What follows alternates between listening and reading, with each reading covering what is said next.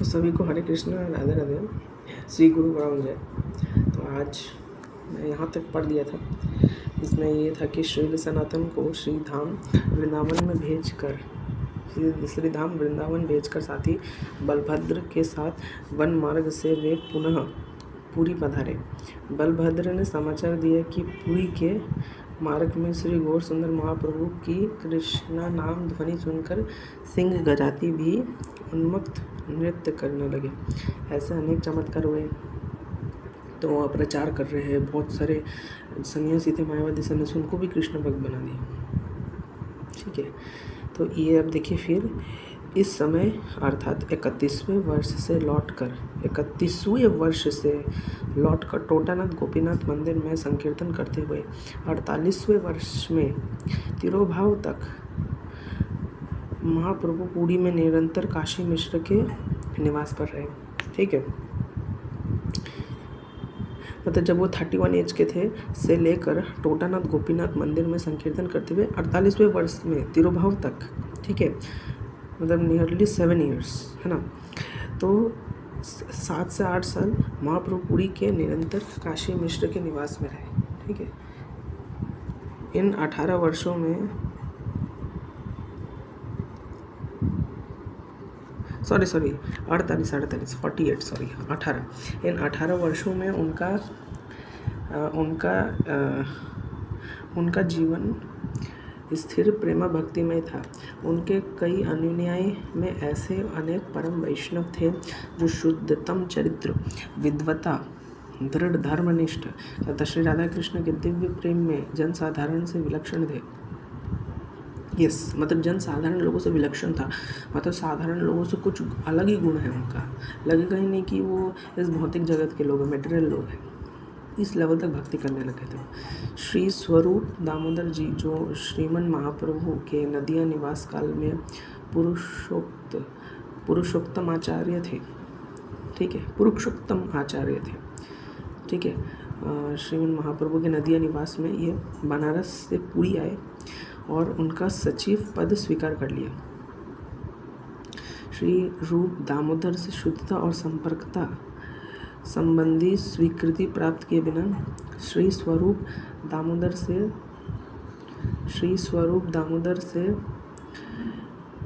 शुद्धता और सार्थकता संबंधी स्वीकृति प्राप्त किए बिना कोई भी कविता अथवा दर्शन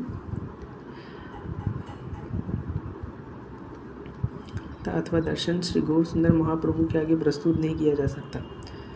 ठीक है, श्री रामानंद राय उनके दूसरे सखा थे।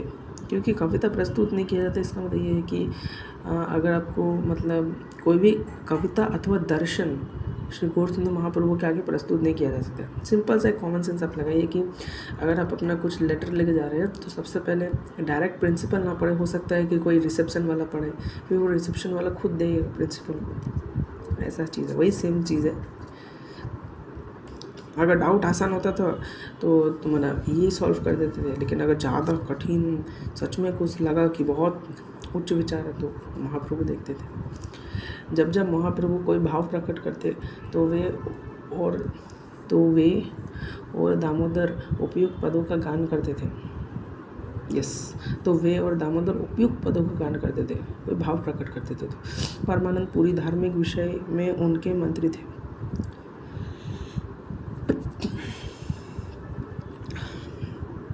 उनके जीवनकारों द्वारा वर्णित ऐसी अनेक कथाएं हैं जिनका उल्लेख यहाँ संभव नहीं है। ठीक है, श्री गौर सुंदर महाप्रभु अल्प शयन करते, मतलब बहुत कम सोते। उनमें दिन रात उठने वाले भक्ति भाव आकाश में बहुत दूर ले जाते। इस अवस्था में सब भक्त और अनुयायी निरंतर उनकी शुश्रूषा में मग्न थे। ठीक है, वे भक्ति करने वृंदावन में स्थित अपने सेवकों से संपर्क करते और नवागंतुक भक्तजनों से वार्तालाप भी करते, जो नए थे। नवागंतुक भक्त जिनमें जिज्ञासा है ऐसा। वे नाचते गाते, अपना कुछ भी विचार नहीं करते और प्रायः भक्ति माधुर्य में तन्मय हो जाते। उनका दर्शनार्थ आने वाले सभी श्रद्धालु उन्हें मानवता के कल्याण के लिए अधोलोक में अवतरित सर्व माधुर्यपूर्ण स्वयं भगवान मानते थे। जननी के प्रति उनका जीवन भर प्रेम रहा। माता के प्रति कि साक्षात उन्होंने स्वयं बोला कि हे माता, ये देह आपका ही है। मैं दिखाया था पिछले वाले वीडियो में भी बताया था, पढ़ा था जब इतना कुछ सब। तो फिर आपका मैं यहाँ पे था, जननी के प्रति उनका जीवन भर प्रेम रहा। नदियाँ जाने वालों के हाथों में समय समय पर माता के लिए महाप्रसाद भेजते थे। नदियाँ जाने वालों के हाथों में वे स्वयं समय समय पर माता के लिए महाप्रसाद भेजते थे। वे स्वभावतः परम मृदु तथा मूर्तिमान दैन्य थी। साक्षात यशोदा माँ है, साक्षात यशोदा माँ है। शची माता साक्षात यशोदा माँ है, तो ऑब्वियसली वो तो केयर करेंगे ही। वे स्वभावतः परम मृदु तथा मूर्तिमान दैन्य थे। उनका मधुर मुखचंद्र अपने संपर्क में आने वाले सभी को प्रफुल्लित किया करता। श्री नित्यानंद प्रभु को उन्होंने बंगाल का मुख्य प्रचारक नियुक्त किया और सुदूर देश में कृष्ण प्रेम प्रचारार्थ शय गोस्वामी को वृंदावन भेज दिया। दूर देश पवित्र, क्योंकि यहाँ वेस्ट बंगाल से वृंदावन दूर है थोड़ा। पवित्र जीवन का उल्लंघन करने वाले अपने सब शिष्यों को उन्होंने शासन किया। हाँ देखिए, पवित्र जीवन का उल्लंघन करने वाले अपने सभी शिष्यों को उन्होंने शासन किया। जैसे छोटे हरिदास के संबंध में भी विशेष रूप से ऐसे ही हुआ। शासन किया मतलब तुमने जैसे एक बार क्या हुआ ना, छोटे हरिदास हल्का सा उनके मन में भी स्त्री के प्रति कुछ ये आ गया ना, महाप्रभु उनको फायर कर दिए थे, मतलब अपने मूवमेंट से उनको निकाल दिए थे। तो ऐसे ही करते थे, जो भी पवित्र जीवन का उल्लंघन करता था महाप्रभु उसको निकाल देते थे। छोटे हरिदास के संबंध में विशेष रूप से ऐसा किया। जीवन की उचित शिक्षा के याचकों को उन्होंने कभी निराश नहीं किया। श्री रघुनाथ दास गोस्वामी को उनकी शिक्षा में यह वस्तु देखने में आती है। श्री रघुनाथ दास गोस्वामी को उनकी शिक्षा में यह वस्तु देखने में आती है। ठीक है, इसका मतलब है कि श्री रघुनाथ दास गोस्वामी को उनकी महाप्रभु की शिक्षा में यह वस्तु देखने आती है। यह वस्तु देखने आती है मतलब वो उनमें भी यह ताकत है, उनमें भी यह क्षमता है कि वो देख सके कि कौन स्त्री के प्रति गलत सोच अपने मन में विचार कर रहा है। मन को पढ़ने का एक शक्ति था कि आचरण से पता कर लेंगे कि ये गलत काम में लग रहा है, ये अच्छे काम में लग रहा है, होता है ना। हरिदास ठाकुर ने उनके व्यवहार से प्रकट होता था। हाँ देखिए, हरिदास ठाकुर से उनके व्यवहार से प्रकट होता था कि वे भक्तों से कितना अगाध प्रेम करते थे। हरिदास ठाकुर से उनके व्यवहार से प्रकट होता था कि वे भक्तों से कितना अगाध प्रेम करते थे। और भक्ति में जाति पाति के भेद को बिल्कुल नहीं मानते। नहीं, भक्ति में तो जाति भेद नहीं है, क्योंकि रामचरितमानस में क्या लिखा है, जाति पाति कुल धर्म बनाई, धन बने बिन गुण चतुराई। भक्ति बिन सौहार्द कैसा, ऐसा कुछ था। जाति पाति कुल धर्म बनाई, है ना। मतलब आपका रामचरितमानस में लिखा हुआ है कि कोई किसी का कितना ऊंचा जाति हो, कितना ऊंचा जाति पात हो, कितना ऊंचा कुल हो, कितना ऊंचा धन हो, कितना धन हो उसके पास, कितना वैभव हो, कुछ भी हो, लेकिन वो भक्ति के बिना पता है कैसा है, बिना जल के बादल के बराबर, मतलब खोखला है, बिना जल के बादल के बराबर है। ठीक है, तो ये भक्ति का महिमा है। और हमने देखा था कि प्रहलाद महाराज क्या बोल रहे हैं, 7वां स्कंद का 9वां अध्याय में 10वां श्लोक, कि अगर एक ब्राह्मण 12 तपों से युक्त ब्राह्मण भी अगर कृष्ण का भक्ति नहीं कर रहा, जो कृष्ण भक्त नहीं करना जानता, संपूर्ण वेद का तात्पर्य यही है कृष्ण भक्ति करना, तो वो कृष्ण भक्ति नहीं कर पा रहा, वो उसमें नहीं जा रहा। लेकिन अगर एक चांडाल, कुत्ते का मांस खाने वाला चांडाल भी कृष्ण भक्ति करो तो चांडाल श्रेष्ठ है उस ब्राह्मण से। और चांडाल को वेद पढ़ने तक का पूरा फल मिल गया। ठीक है, नहीं मानते थे, क्योंकि हरिदास ठाकुर कौन थे, ये तो छोटे हरिदास ठाकुर है। ठीक है, अब ये हो गया हमारा ये जो हमारा चलता है श्री चैतन्य महाप्रभु का संक्षिप्त जीवन चरित्र श्रीमद् भागवत पुराण का प्रथम स्कंद में भी बताया गया, उसका भी मैं बताऊंगा। तो ये है श्री चैतन्य महाप्रभु का संक्षिप्त जीवन चरित्र था, ठीक है। इसमें हमने बहुत कुछ पढ़ा कि उनका जन्म का चंद्र ग्रहण के समय हुआ था 1486 18 फरवरी। और ऐसे अगर बंगाली कैलेंडर या हिंदी कैलेंडर देखें तो हिंदू कैलेंडर 23 फाल्गुनी पूर्णिमा 1407 शताब्दी। अब हम पढ़ते श्री चैतन्य महाप्रभु का शिक्षाष्टकम, ठीक है। देखो, गौर सुंदर भगवान श्री चैतन्य महाप्रभु ने अपने शिष्य को श्री कृष्ण तत्व विषयक ग्रंथों की रचना करने की आज्ञा दी, तत्व विषयक ग्रंथों की करने की आज्ञा दी, जिसका पालन उनके अनुयायी आज तक भी कर रहे हैं। वास्तव में श्री चैतन्य महाप्रभु द्वारा जिस दर्शन की शिक्षा दी गई है उस पर हुई विस्तृत और निरूपम गुरु परंपरा की पद्धति के कारण परम विस्तृत, यथानुरूप एवं सुदृढ़ है।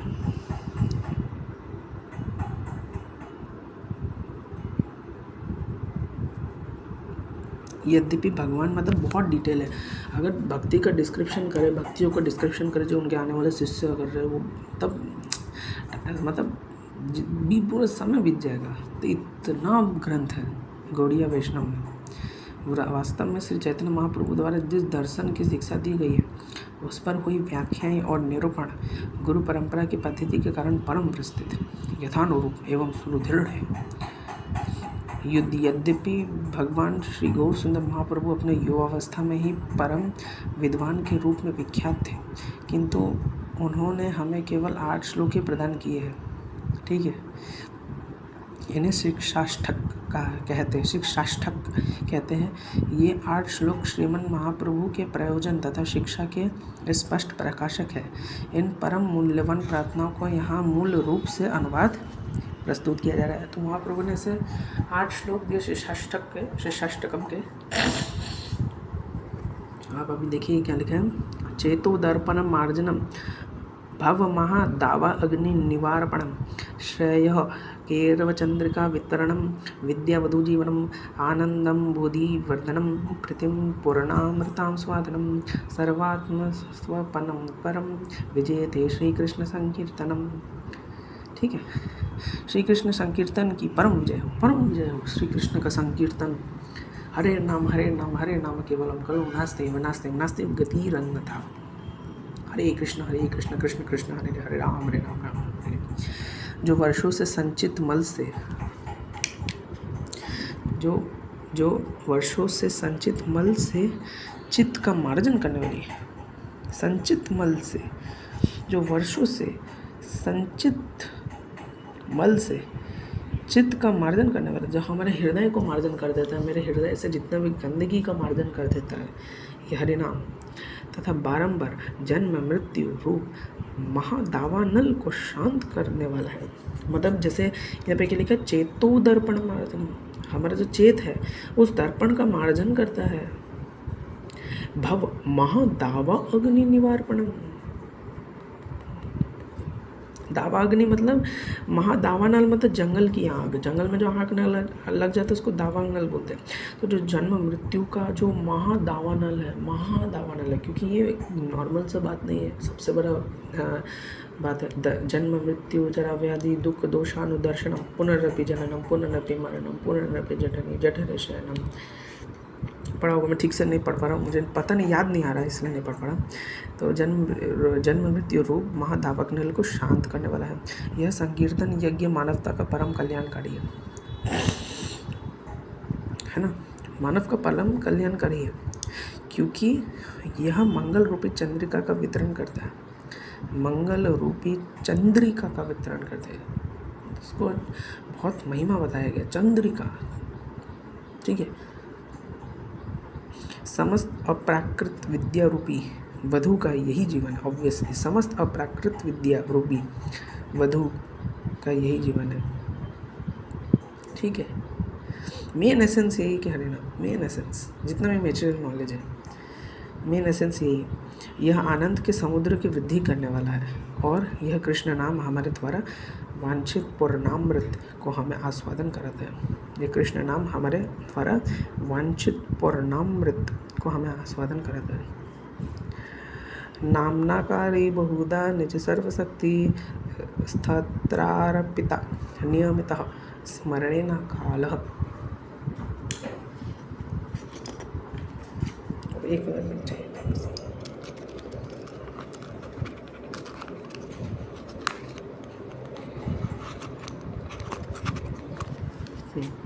फिर यहाँ पे लिखा एतादृशी तव कृपा भगवन् ममापि दुर्दैव मी दृश्मिहाजनि नानुरागः। तो यहाँ पे वही है कि नामनाकारी बहुधा निज सर्वशक्ति स्थत्रा अर्पिता नियमितः स्मरणेन च कालः। एतादृशी तव कृपा भगवन् नामपि दुर्दैविनी दृश्मिहाजनि। तो हम ये देखते हैं कि दुर्दैव मी दृश्यमिहि जनि नानुराग। हे भगवान, आपका अकेला नाम ही जीवों का सब प्रकार से मंगल करने वाला है। कृष्ण गोविंद जैसे आपके लाखों नाम है ना, आपके लाखों नाम है। बहुधा निज सर्वशक्ति नामनाकारी बहुधा निज सर्वशक्ति स्थत्र अर्पिता नियमितः स्मरणे च कालः। एतादृशी तव कृपा भगवन् मापि दुर्दैव मीदृश मिहिजनि नानुरागः। तो यहाँ पे वही बोला जा रहा है, कृष्ण गोविंद जैसे आपके लाखों नाम है। बहुधा निज सर्वशक्ति, बहुधा निज सर्वशक्ति। तो कृष्ण गोविंद जैसे आपके लाखों नाम है। आपने इन अप्राकृत नामों में अपनी समस्त अप्राकृत शक्तियाँ अर्पित कर दी है। ठीक है, जो अप्राकृत है, जो प्रकृति से परे है। तो यहाँ पर भी इसलिए यही बताया था ना कि ये जो हरे कृष्ण महामंत्र है, समस्त अप्राकृत विद्या रूपी वधु का यही जीवन है। तो जितना भी अप्राकृत विद्या, देखिए एक होता है अप्राकृत विद्या मतलब जो वेदा पुराण, जो ट्रांसेंडेंटल, मेटेरियल नहीं। प्राकृत को मेटेरियल बोलते हैं, अप्राकृत मतलब जो मेटेरियल नहीं है। क्योंकि जितने भी हमारे पुराण वेद हैं, उपनिषद है, फिर आपके रामायण महाभारत है, ये जितने भी है ये ट्रांसेंडेंटल ग्रंथ है, ये मेटेरियल नहीं है। तो इन सभी अप्राकृत ग्रंथों का निष्कर्ष हरे कृष्ण महामंत्र, ये हरिनाम ही है। कृष्ण गोविंद जैसे आपके लाखों नाम हैं। आपके इन प्राकृत नामों में से अपनी समस्त अप्राकृत शक्तियाँ अर्पित कर दी है। ऑब्वियसली भगवान, तो वही है कि कृष्ण गोविंद जैसे आपके लाखों नाम हैं, जो समस्त प्राकृत नामों में से अपनी समस्त अप्राकृत शक्तियाँ अर्पित कर दी है। तो भगवान का नाम में पूरा भगवान का शक्ति ही है, पूरा शक्ति है। भगवान और भगवान का नाम में कोई भेद नहीं है, दोनों भिन्न हैं। इस नामों का स्मरण और कीर्तन करने से देश काल आदि का कोई भी नियम नहीं है। कोई नियम नहीं, कोई भी जप सकता है ना, कोई भी जप सकता है, सबके लिए। कोई चांडाल हो, कोई यवन हो, कोई हुन हो, कोई किरात हो, कोई वर्ण संकर में हो, कोई ब्राह्मण हो, कोई क्षत्रिय हो, कोई वैश्य हो, कोई शूद्र हो, कोई पाप योनि हो, कुछ भी हो, कोई भी हो, स्त्री हो, पुरुष हो, स्त्री पुरुष, फिर आपका और देखिए कोई ब्राह्मण हो, फिर आपका इवन अगर कोई तोता भी हो, तोता भी जपता है, तोता है ना, तोता नकल करता है हर चीज़ का, तोता हो, फिर कोई जानवर भी क्यों ना हो, ठीक है, कैसा भी तरीके से जप रहा है, ठीक है, कोई भी जप सकता है हरिनाम, जानवर तक जप सकता है। बोलिए। तो सर्वथा शून्य रहकर एवं एक दूसरे को सदा ही पूर्ण बना देता है। अच्छा चलिए, सॉरी यहाँ पे था। तो आपने देखा कोई नियम नहीं है, ठीक है, सब पढ़ सकते हैं आराम से, कहीं भी पढ़ सकते हैं, देश काल आदि, कोई से भी समय में, कोई से भी देश में, कोई भी रेस्ट्रिक्शंस नहीं होता। हे प्रभु, आपने तो अपनी कृपा के कारण हमें भगवान नाम के द्वारा अत्यंत ही सरलता से भगवत प्राप्ति कर लेने में समर्थ बना दिया है, किंतु मैं इतना दुर्भाग्यशाली हूँ कि आपके इस नाम में मेरा भी अनुराग उत्पन्न ना हो पाया। देख लीजिए, अब ये चीज़ चैतन्य महाप्रभु बोल रहे, तो हमारी क्या स्थिति है, वो हम देख सोच भी नहीं सकते। जब महाप्रभु ही ऐसा बोल रहे हैं तो हमारी स्थिति क्या है देख लीजिए, हम कहाँ के हैं, मतलब हम कहीं की भी नहीं रहेंगे, हम कहीं की भी नहीं है। हमारी स्थिति देखिए आप, हम कितना पतित लोग हैं। जब महाप्रभु ही ये सब शब्द अपने लिए इस्तेमाल कर रहे हैं, महाप्रभु खुद ऐसे कह रहे हैं, मेरे पास तो शब्द ही नहीं है। अब जो महाप्रभु ऐसे अपने आप को कह रहे हैं तो हम किस खेत की मूली है? अरे छोड़ो, हम उस खेत की भी मूली नहीं है। हम मतलब कितना पतित है इससे हम अंदाज़ा लगा सकते हैं, हम कितना नीच है, हम कितना पतित है। फिर तृणादपि सुनिचेन तरुणीव सहिष्णुना अमाननीय मानदेय कीर्तन्य सदा हरिहि। स्वयं को मार्ग में पड़े हुए तृण से भी अधिक नीच मानकर, वृक्ष के समान सहनशील होकर, मिथ्या मान की भावना से सर्वदा शून्य रहकर एवं दूसरों को सदा ही पूर्ण मान देने वाला होकर ही सदा हरिनाम का कीर्तन विनम्र भाव से करना चाहिए। तो ये वैष्णव के गुण हैं। कैसे गुण होने चाहिए? स्वयं को मार्ग में पड़े हुए तृण से भी अधिक नीच मानकर। वैष्णव का क्या होता है ना कि हमेशा कभी भी हमेशा अपने आप को नीचा रखना। अगर एक वैष्णव के सामने अगर एक अभक्त भी आ जाए ना, वो अभक्त के सामने भी अपने आप को नीचा दिखाएगा। ठीक है, मान लेते एक वैष्णव दूसरे वैष्णव है, तो वो वैष्णव ऐसे कभी अपना गुण नहीं दिखाएगा, वो उसको सर्व करेगा, उसका सर्विंग नेचर होगा, हमेशा अपने आपको पतित बोलेगा। अब तृण मतलब एक घास का टुकड़ा, तृण मतलब एक घास का टुकड़ा से भी अपने आप को नीच मानकर, वृक्ष के समान सहनशील होकर, मिथ्या मान की भावना से सर्वदा सुन। मिथ्या मान का मतलब कोई भावना ही नहीं, कोई घमंड नहीं होना चाहिए, कुछ नहीं होना चाहिए रहकर, एवं दूसरों को सदा ही पूर्ण मान देने वाला, मतलब सदा पूर्ण मान, मतलब खुद को तृण से भी ज़्यादा, एक घास का टुकड़ा से भी ज़्यादा नीच मानो, वृक्ष के समान रहो, एकदम हट मिथ्या मान अभिमान नहीं होना चाहिए, सदा ही लोगों को पूर्ण मान देने वाला, सबको आदर देने वाला, कोई भी हो, चांडाल हो, ब्राह्मण हो, सबको एक समान देखना, सबको आदर देने वाला। सदा हरिनाम का कीर्तन करते हुए विनम्र भाव से करना चाहिए। हरिनाम का कीर्तन का भाव बताया गया कि विनम्र भाव से करना चाहिए। अगर ऐसे भाव से अगर हम हरिनाम करेंगे तो उसका बहुत पावर होगा। जैसे प्रभुपाद जी जब प्रचार किए थे, प्रभुपाद जी में सारे गुण थे, प्रभुपाद जी में सारे गुण थे, तभी तो उनका हरिनाम विस्तृत हुआ। हरिनाम कैसे विस्तृत होगा? ऐसे ही विस्तृत होगा। हरिनाम अगर हम चाहते विस्तृत हो, हरिनाम अगर चाहते हैं, शुद्ध भक्त का पावर क्या होता है कि शुद्ध भक्त का अगर कोई श्रवण करता है तो उसका भी कल्याण हो जाता है। अगर कोई शुद्ध भक्तों का श्रवण करता है, क्यों कल्याण हो जाता है? क्योंकि उसमें ये सब लक्षण होते हैं। इवन अगर उनका है ना, तो शुद्ध भक्त का जो लक्षण है, अगर कोई शुद्ध भक्त का सर्विंग करेगा, सर्व करेगा, तो जो शुद्ध भक्त का लक्षण है वो भी प्रभुपाद जी ने भागवतम के परपट में भी लिखा है, वो भी उसमें आ जाएगा कुछ कुछ क्वालिटीज़। ना धनम ना जनम ना सुंदरिम कविता वा जगदीश काम्य मम जननी जन्मेश्वरी भवताद भक्तिर अहेतुकित वही। हे सर्व समर्थ जगदीश, मतलब सर्व समर्थ है पूरा जगदीश, जगत की ईश्वर जगदीश। ओम जय जगदीश हरे, स्वामी जय जगदीश हरे, भक्तजनों के संकट क्षण में दूर करे, ओम जय जगदीश हरे, है ना, क्षण में दूर करे। सर्व समर्थ है, हर चीज़ में समर्थ है, ऐसा कोई भी चीज़ नहीं जिसमें वो समर्थ ना हो। सर्व शक्तिशाली है, सामर्थ्य हर चीज़ में। मुझे धन एकत्र करने की कोई कामना नहीं है, कुछ कामना नहीं है, क्योंकि शुद्ध भक्त के लिए धन, सोना का टुकड़ा और पत्थर एक ही है, सोना का टुकड़ा मिट्टी का टुकड़ा एक ही होता है ना। ना मैं अनुन्यायी हूँ, अनुन्यायी का भी कामना नहीं, सुंदर स्त्री का भी कामना नहीं, अथवा सालंकार कविता का ही इच्छुक हूँ। ठीक है, ऐसा भी नहीं कि मैं कविता मतलब अथवा सालंकर कविता का ही इच्छुक हूँ। मेरी तो एकमात्र कामना यही है कि जन्म जन्मांतर तक आपके अहेतु की भक्ति बनी रहे। तो ये शुद्ध भक्त का स्थिति है कि शुद्ध भक्त के लिए नरक स्वर्ग कोई फ़र्क नहीं पड़ता कि वो नरक में जाए स्वर्ग में जाए, वो संभाव रहता है हमेशा। उसके लिए नरक स्वर्ग भी एक समान ही है, उसके लिए नरक भी स्वर्ग के बराबर है, स्वर्ग भी नरक के बराबर है, समझे? ठीक है, नरक भी स्वर्ग के बराबर है, स्वर्ग भी नरक के बराबर है। उसको कहीं भी आप डाल दीजिए, शुद्ध भक्त को कैसी भी स्थिति में दे दो वो अपने भक्ति करेगा, उसको कहीं भी स्थिति में आप डाल दो। आई नंद तनुज, नंद तनुज मतलब श्री कृष्ण, नंद तनुज, नंद के पुत्र है ना, नंद तनुज।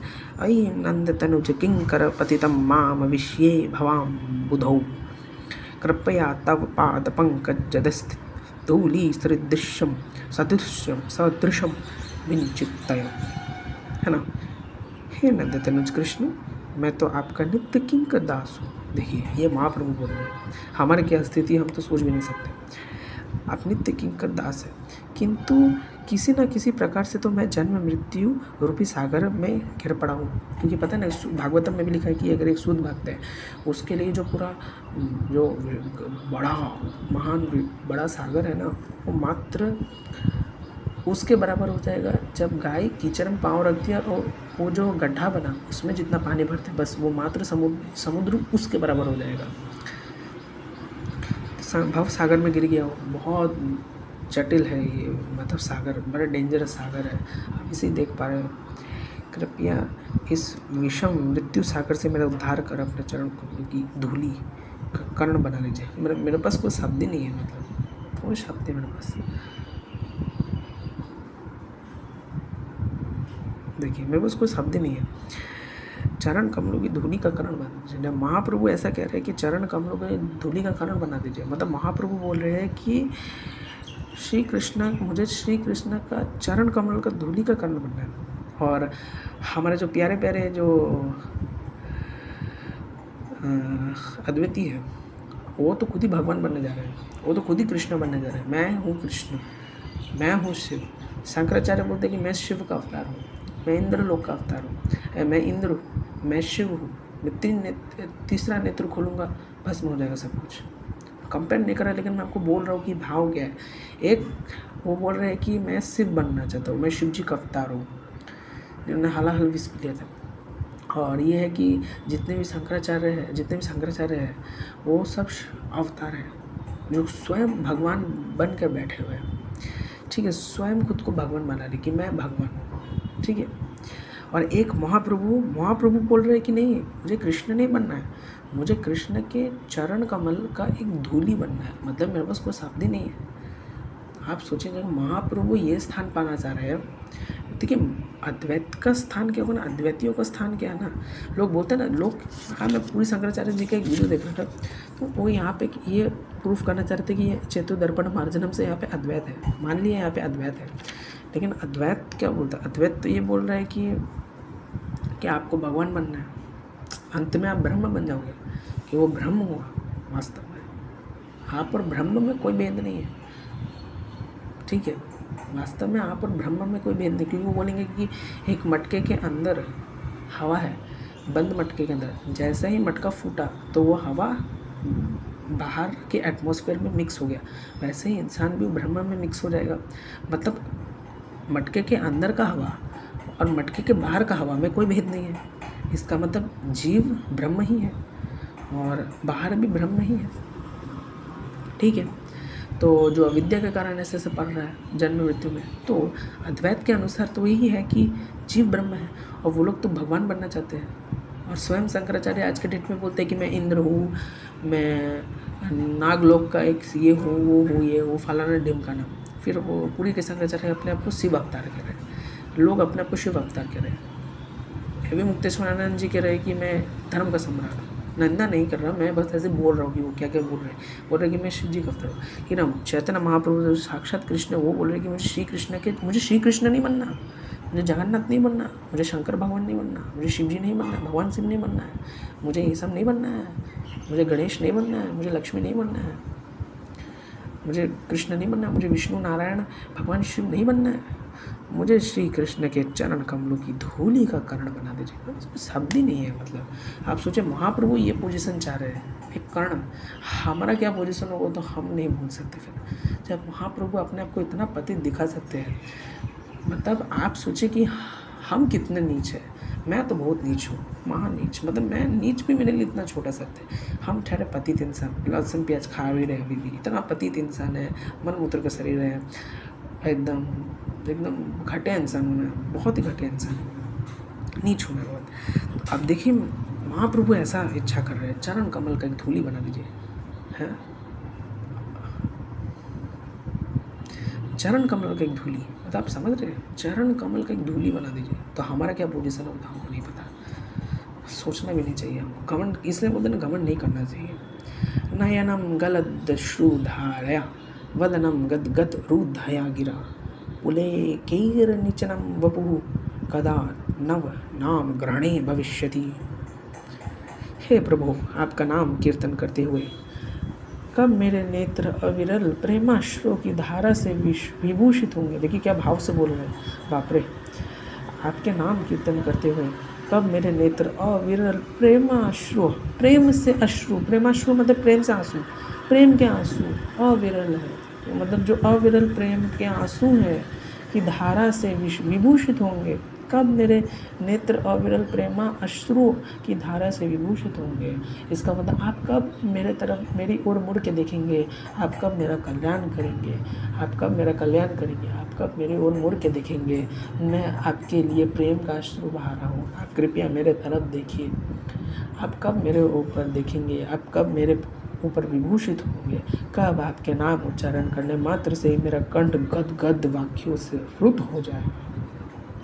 ये है प्रेम भक्ति का। प्रेम भक्ति में क्या होता है ना कि अगर आप देखें कि आप देखेंगे ना, जो जैसे आप देखें जया पताका स्वामी महाराज जी जब वो लेक्चर देते हैं, आपने सुना होगा, वो इमोशनल हो जाते हैं। जबकि कृष्ण लीला में जब जाते हैं ना, खूब पहले तो खूब अच्छे से लीला बताएंगे, भागवतम का जो तत्व है, भगवत तत्व हो गया, भगवत गीता जो फिलोसॉफिकल चीज़ें अचिंत्य भेदाभेद से रिलेटेड, उसको अच्छे से बताते हैं, वो पूरा अच्छे से अंडरस्टैंडिंग करते हैं। लेकिन जैसे वो भगवान की जो दिव्य लीलाएँ हैं गोपियों के साथ, उसके बारे में जब बात करते हैं ना, बात नहीं कर पाते ज़्यादा, पता है, वो रोने लग जाते हैं, उनका मन ऐसे रोने जैसे गदगद हो जाता है बड़ी। वो अवस्था हमको करना है अगर हम गुरु का सेवन करें। गुरु का मतलब गुरु का सेवक बने, सेवन नहीं, गलत बोल दिया मैंने, सेवक क्षमा करें, मेरा हिंदी अच्छा नहीं है। कब आपके नाम उच्चारण करने मात्र से ही मेरा कंठ गदगद वाक्य से रुद्ध हो जाएगा और मेरा शरीर रोमांचित हो उठेगा। युगातीतं निमेषेण चक्षुषा प्राविश्रायितं शून्यायितं जगत सर्वं गोविंद विरहेण में। हे गोविंद, आपके विरह में मुझे एक निमेष काल, पलक लगने तक का समय एक युग के बराबर प्रतीत हो रहा है। देखिए कितना महान भाव है। मतलब एक पलक, मैं एक पल की जब गया, ये नैनो सेकंड में नहीं लगता, लेकिन महाप्रभु क्या बोला, महाप्रभु के लिए ये जो समय है एक पलक लगने तक का, ये एक युग के बराबर प्रतीत हो रहा है उनको। नेत्र से मूसलाधार वर्षों के समान निरंतर अश्रु प्रवाह हो रहा है और आपके विरह में मुझे समस्त जगत शून्य ही दिख पड़ता है। ठीक है, मतलब उनको कोई फ़र्क ही नहीं पड़ता, समस्त जगत उनके लिए कुछ फ़र्क ही नहीं पड़ता, मैटर नहीं करता, मटेरियल वर्ल्ड है। ठीक है, तो वही चीज़ है कि कब उनसे मिलेंगे, कब मतलब भगवान से इतना विरह हो गया है। आशीलस्य व पदार्थम पिनष्टु माम आदर्शनानमहृतं करोतु वा। आशीलस्य व पदार्थम पिनष्टु माम आदर्शनाम नरमहतां करोतु वा यथा तथा वा विदधातु लंपटो मतलब देखिए अब यहाँ पे थोड़ा उनको मजाक से बोल रहे हैं महाप्रभु को, भगवान श्री कृष्ण को मजाक से लंपट बोल रहे हैं। लंपटो मत प्राणम नास्तस्तु स एव नाप्रह। एकमात्र श्री कृष्ण के अतिरिक्त मेरा कोई प्राणनाथ है ही नहीं और वे मेरे लिए यथारूप बने ही रहेंगे, चाहे वो मेरा गाढ़ आलिंगन करे, चाहे वह मेरा गाढ़ आलिंगन करे अथवा दर्शन न देके मुझे मर्म आहत करे, मेरा मर्म को आहत करे। वे लंपट कुछ भी क्यों ना करे, वे तो सभी कुछ करने में पूर्ण स्वतंत्र है, क्योंकि श्री कृष्ण मेरे नित्य प्रतिबंध रहित आराध्य प्राणेश्वर है। उनका भाव देखिए, भगवान कुछ भी करे नहीं, वो फिर भी भक्ति में स्थित रहेंगे। वो भगवान के ऊपर, भगवान उनके कैसे डील करते। लंपट क्या बोला, हे लंपट कुछ भी क्यों ना करे। लंपट मतलब एक्चुअली इसलिए बोला ना कि भगवान श्री कृष्ण गोपियों के साथ लीला करते थे, हालांकि वो सब राधा रानी है, ठीक है, उसका भी एक्सप्लेनेशन मैंने बहुत डिटेल में दिया है, ठीक है, जो आक्षेप लगता है, लेकिन उनको प्यार से लंपट बोलते हैं। यहाँ पे लंपट बोलने का भाव नहीं है। और ये जो निगराचार्य हैं वो परफेक्ट क्वेश्चन आंसर में प्रभुपाद जी ने जब रैस्कल बोले तो उनको कोई फ़र्क नहीं पड़ता, लेकिन हाँ तो चैतन्य महाप्रभु को बोलो ना, चैतन्य महाप्रभु लंपट बोल रहे हैं। तब तक आप लोगों ने मेरा ऐसे वीडियो देखा, बहुत सुंदर भाव था। तब तक सभी लोग को हरे कृष्ण राधे राधे। श्री गुरु गौरांग जय।